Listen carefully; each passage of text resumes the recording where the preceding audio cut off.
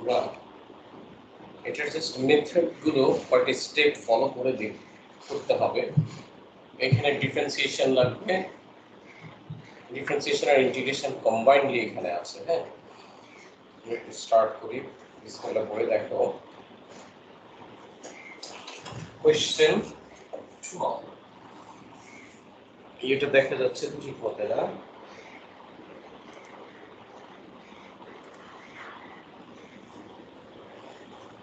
Integrationary substitution.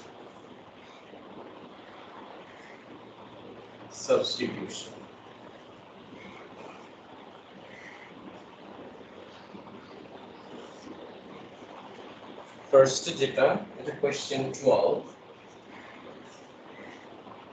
So use the camera অ্যাঙ্গেলটা একটু বেশি নিচে হয়ে গেছে।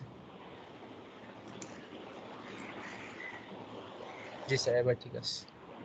x equals to 2 tan theta. Show that, যেটা শো করতে বলছে সেটা হচ্ছে 0 to 2 8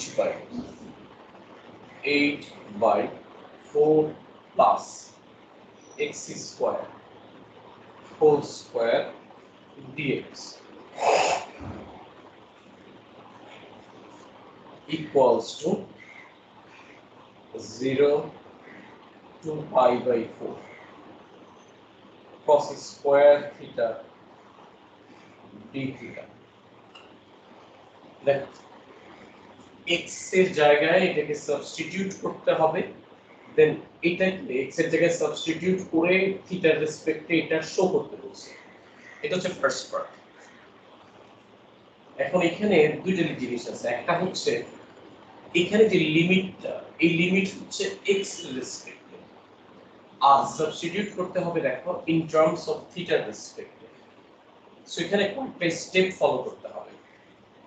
স্টেপ 1, আমি এখানে এগুলো তোমাকে লিখে দিচ্ছি স্টেপ 1 দিয়ে, কিন্তু তোমার কিন্তু এগুলো লেখার কোনো প্রয়োজন নাই। তোমার সুবিধার্থে আমি এটা লিখতেছি, কিন্তু তোমরা কেউ কিন্তু তোমাদের অঙ্ক করার সময় এগুলো লেখার দরকার নাই যে স্টেপ 1, স্টেপ 2, স্টেপ 3। জাস্ট মনে রাখার জন্য যে স্টেপ 1 কি। স্টেপ 1 হচ্ছে যেটাকে সাবস্টিটিউট করতে বলা হচ্ছে সেটাকে ডিফারেন্সিয়েট করো। dx by d theta equals to 2 6 squared theta। Differentiate করছি, ডিফারেন্সিয়েট করার পরে এখানে dx টাকে d থিটার রেসপেক্টে আনতে হবে। সো এখানে লেখা যায় dx মানে হচ্ছে 2 6 স্কয়ার থিটা d থিটা। আচ্ছা, দেখ এই dx টা আমি থিটার রেসপেক্টে সাবস্টিটিউট করে ফেললাম, x মানে tan থিটা। এরপরে দেখো যে লিমিট, এই লিমিটটা কার রেসপেক্টে? লিমিট x এর রেসপেক্টে। আমাদের লিমিটটা কার রেসপেক্টে আনতে হবে? লিমিট আনতে হবে থিটার রেসপেক্টে। সো আমি এটাকে লিখতেছি স্টেপ 2। আমি আবার বলি, তোমার কিন্তু এগুলো লেখার দরকার নাই। স্টেপ 1, স্টেপ 2 এগুলো তোমার লেখার দরকার নাই, তুমি জাস্ট নরমালি অঙ্ক করে যাবা। Point x equals to, point x equals to 0, এই 0টা x এর জন্য। x equals to 0, that means 0 equals to 2 tan theta, তার মানে tan theta equals to 0, theta equals to tan inverse 0 করলে 0 ই আসবে। এরপরে theta 0 x এর রেসপেক্টেও 0, theta রেসপেক্টে শিফট করার পরেও 0 ই আসবে। আরেকটা ভ্যালু আছে, সো এর পরের ভ্যালুটা পয়েন্ট x equals to 2, তার মানে 2 equals to 2 tan theta, তার মানে tan theta equals to 1, theta equals to tan inverse 1। tan inverse 1 এটা মনে রাখতে হবে, ক্যালকুলেটর অবশ্যই রেড মোডে শিফট করে নিতে হবে, এগুলো সব রেডিয়ানের রেসপেক্টে করতে হবে। পাই বাই 4, তাহলে 2টা থিটার রেসপেক্টে পাই বাই 4 হয়ে গেল। এরপর স্টেপ 3,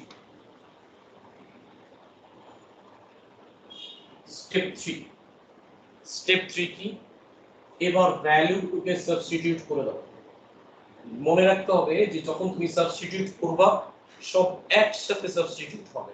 যে আমি ফার্স্টে এটাকে লিখলাম 0 এর জায়গায় 0, 2 এর জায়গায় 4 আর এখানে 8/4 + x² লিখলাম, এটা হবে না। যখন তুমি এটা সাবস্টিটিউট করবা থিটার রেসপেক্টে সবগুলো ভ্যালু একসাথে শিফট করে ফেলতে হবে। সো এখানে 0 এর জন্য 0, 2 এর জন্য π/4, 8 ঠিকই থাকবে 4 প্লাস x মানে কি 2 tan থিটা। সো x² মানে কি 4 tan স্কয়ার থিটা, তারপর হোল স্কয়ার। dx মানে কি dx মানে 2 sec square theta d theta, 2 sec square theta d theta. এবার এটাকে সিম্পলিফাই করি, 0 π/4, এখানে 8, এখানে 4 যদি কমন নেই 1 প্লাস tan স্কয়ার থিটা। দেখো এখানে এই হোল স্কয়ার কিন্তু পুরোটার উপরে, আর এখানে 2 sec square theta d theta, 0 2 π/4, উপরে 8, 4 স্কয়ার মানে 16, 1 প্লাস tan স্কয়ার থিটা মানে 6 স্কয়ার থিটা, এই যে 6 স্কয়ার থিটা, এটার উপর আবার স্কয়ার আছে স্কয়ার, আর এখানে 2 sec square theta d theta. এই যে দেখো 8 and 16, 2 and 2 কাটা চলে যাবে, এখানে একটা sec স্কয়ার, এখানে একটা sec স্কয়ার থেকে হোল স্কয়ার, কাটাকাটি গেলে যেটা থাকবে 0 π/4, 1/6 স্কয়ার থিটা। দেখো স্কয়ার কিন্তু এই স্কয়ারের জন্য চলে গেল, সো একটা sec স্কয়ার থাকবে 1/6 স্কয়ার থিটা d থিটা। আর ট্রিগোনোমেট্রিতে আমরা লিখতে পারি যে 1/6 স্কয়ার থিটা এটা মানে cos স্কয়ার থিটা,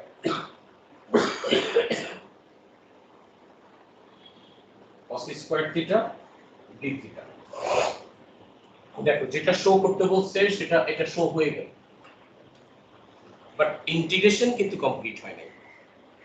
আমরা কিন্তু সাবস্টিটিউট করে জাস্ট একটা টার্ম থেকে আরেকটা টার্মে শিফট করছি অনলি। এটা ফার্স্ট পার্টে শো করতে বলছে, এটা শোইংটা শেষ। সেকেন্ড পার্টে গিয়ে দেখো যেটা বলছে hence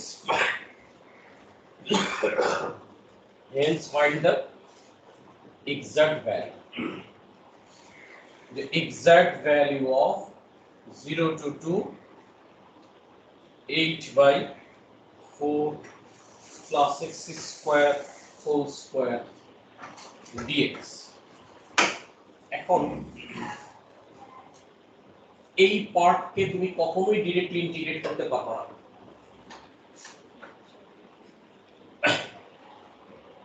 এখন এই পার্টে ইন্টিগ্রেশনটা করতে হলে তোমাকে সাবস্টিটিউশন করে যেটা নিয়ে আসছো সেটা ডাইরেক্টলি বসায় দাও। সাবস্টিটিউশন করে কি পাইছো, এই যেখান থেকে এটা ডাইরেক্টলি নিয়ে আসছো না, এটা বসায় দাও। 0 to π/4 cos square theta d theta. এখন এই অঙ্কটা তো যদি তোমাকে ডাইরেক্টলি বলতো যে সলভ এটা, হ্যাঁ, বা এটাকে hence find the exact value প্রথমেই বলতো, সেকেন্ড পার্ট না দিলে, তাহলে সেটা কিন্তু স্টেপ 4 হয়ে যেত। তখন এখানে এই যে স্টেপ 4 মানে সাবস্টিটিউশনের টোটাল 4টা স্টেপ ফলো করবে। স্টেপ 1 ডিফারেনশিয়েট করতে হবে, যেটাকে সাবস্টিটিউট করবা সেটা। স্টেপ 2 লিমিটটাকে শিফট করে নিতে হবে, যার রেসপেক্টে সাবস্টিটিউট করবা তার রেসপেক্টে। স্টেপ 3 সাবস্টিটিউট করে সিম্পলিফাই করবা। আর স্টেপ 4 হচ্ছে ইন্টিগ্রেশনটা কমপ্লিট করবা। এবারে ইন্টিগ্রেশন করার জন্য কিন্তু তোমার ইন্টিগ্রেশনের যে রুলস গুলো শিখে আসছো সেটা কাজে লাগবে। এখন দেখো ইন্টিগ্রাল বা cos স্কয়ার থিটা কোনো ফর্মুলা ডাইরেক্টলি নাই। cos স্কয়ার বা sin স্কয়ার বা tan স্কয়ার যখন থাকে তখন আমি কিছু ট্রিগোনোমেট্রিক ফর্মুলা দিয়ে দিছিলাম, যা আমাদেরকে ওই ফর্মুলাগুলো ইউজ করে ইন্টিগ্রেট করতে হবে। cos স্কয়ার থিটার জন্য আমরা লিখতে পারি half into 1 plus cos 2 theta. এটা কিন্তু ট্রিগোনোমেট্রিক ফর্মুলা আমি লিখে দিছি, 0 to π/4। এখন দেখো এই হাফটাকে বের করে নিয়ে আসি, বের করলাম, দেন 1 plus cos 2 থিটা, মানে এবার অ্যাকচুয়ালি ইন্টিগ্রেট করব। হাফ 1 কে ইন্টিগ্রেট করলে থিটা, cos 2 থিটা কে ইন্টিগ্রেট করলে sin 2 theta divided by 2 এখানে 0 pi by 4 so half থিটার জায়গায় pi by 4 plus sin 2 into pi by 4 মানে sin pi by 2 মানে হচ্ছে 1 by 2 মাইনাস এই হাফটাকে এখানেই রাখি 0 যদি বসাই 0 sin 0 মানে 0 তার মানে আলটিমেটলি এটা 0ই হবে সো এটার যে অ্যানসারটা সেটা হচ্ছে pi by 8 plus 1 by 4 এই হচ্ছে আমাদের ফাইনাল অ্যানসার নাম্বার 12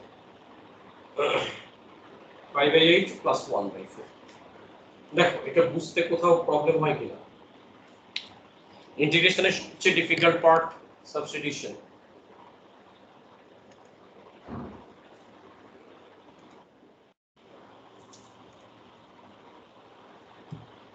কারণ বুঝতে কোথাও প্রবলেম হলে আমাকে বলো